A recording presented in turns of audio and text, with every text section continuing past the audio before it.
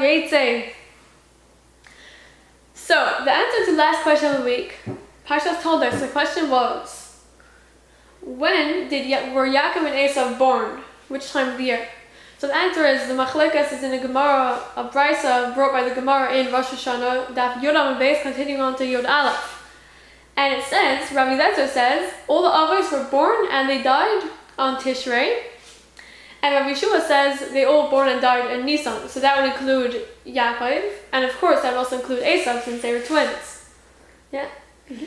Okay. And so also Avram, because as the answer to last week's question.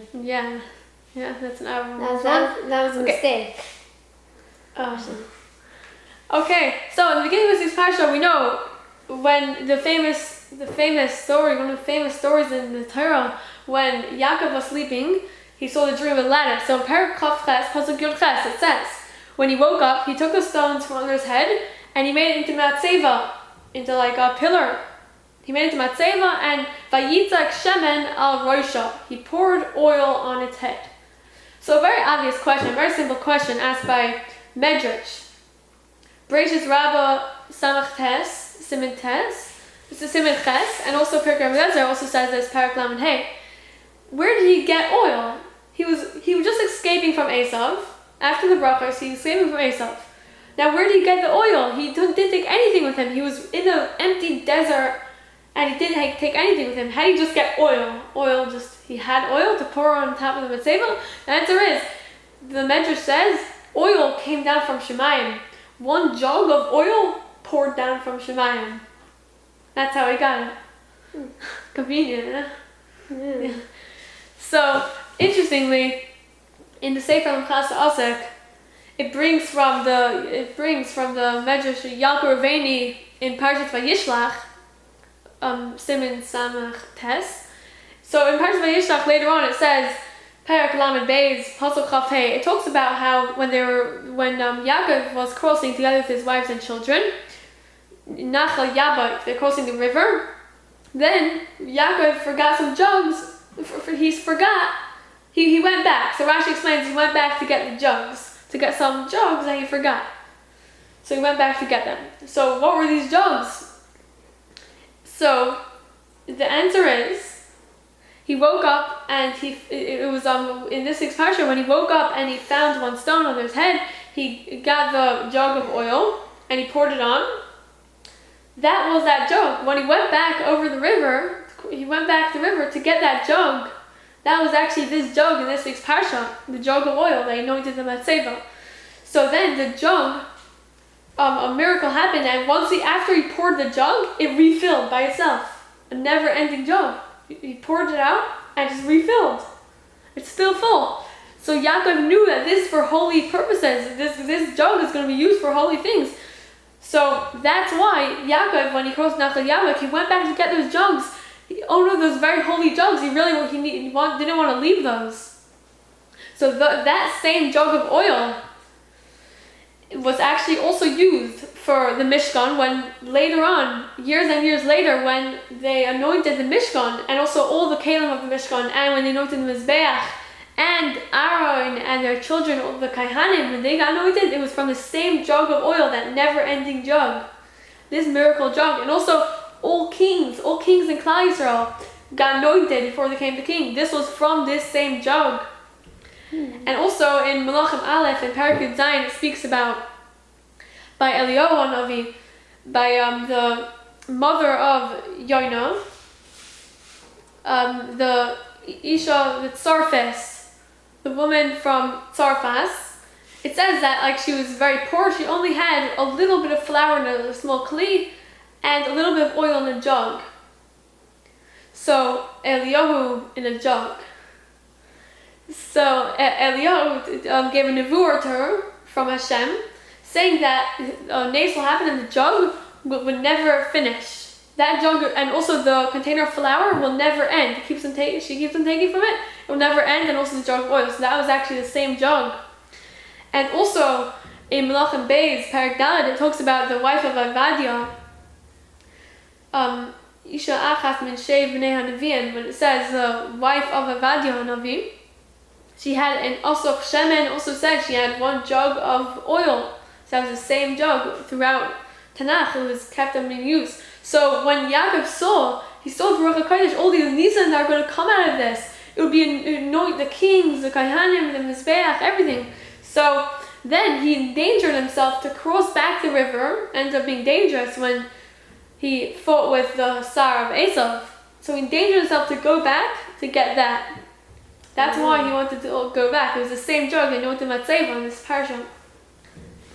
And in the Sefer Ramazeh Rabbeinu Yoel, he brings in this pasuk, in the Parsha, in the beginning of Parshas Vayetze, he brings from the Rakeach that the gematria Vayitzak Shemen al Rosha, poured Shemen on its head. So the gematria of the word Shemen is the gematria Shemayim. Shemayim, it's a remez for what Chazal say that fell down from the Shemayim. That's where the oil came from. Remez for it? Yeah. So as we know, so after Yaakov was saved from Esav, he ran away to Shiva Shema Eber for 14 years. So it seems like interesting number, 14 years. What's the exact kavanah? Why did he go to the yeshiva to learn for 14 years? Yeah. So as we know, in last week's parsha, Yitzchak says, "Hakol kol Yaakov ha'yidayim midei Esav." The voice is the voice of Yaakov, and the hands are the hands of Esav. So he wanted to go to the yeshiva of Shema Emer to learn, to win over the Yud 14 of Esav, Hayidayim de Esav, the Kol Yaakov. The Kol is the gematria of 136. And then we have the word Esav. What is Esav? 376. Esav Ibimiloi. Go through each of the letters. Ayin, besides the letter Ayin, the first letter, is 60. That's how you do the gematria in Miloi. Then by Shin, it's also 60. That's 120. And then Vav, you spell Vav, Yud, Vav, is 16. So that's 136. Oh wow! So getting rid of the Kol. Yeah, Kol Yaakov. Oh yeah. So didn't the people where Lavan lived, when Lavan switched Rachel to Leah, did the people try to warn Yaakov? They knew about it, so didn't they warn Yaakov? So the answer is yeah, they did. So they were trying to hint to Yaakov by saying Hali, which is Hey Aleph Lamed Yod Hey Aleph, which is a Medrash Rabbah. Then Hey Leah is the Yalkut. Then Hilila is the Sefer Yashar. And then the Vayetze says that Yaakov just saw it would just used to just sing like this, and he didn't understand that their kavanah is it's to be he Leah. This is Leah. Oh. When did they say this? They said this by the soon when they were getting married. Oh. They didn't notice. That. So only after then he realized what they were really saying. Oh. So now for the question of the week. Question of the week, yes. What is when were the Shvatim born? You don't need to say old, just at least one. When were the Shvatim born? Okay. Bye. Okay, thank you for watching Torah Talk Parshas Vayetze. Whoever gets the answer of the week first, and email they will be mentioned in next week's Torah Talk.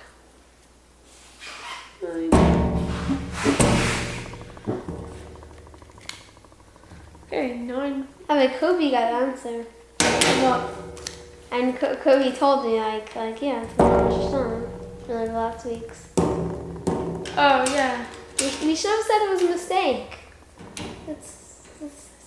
I mean, you gave away the answer in the beginning of the last week's Torah. Yeah, even if you don't know that though, yeah. Okay.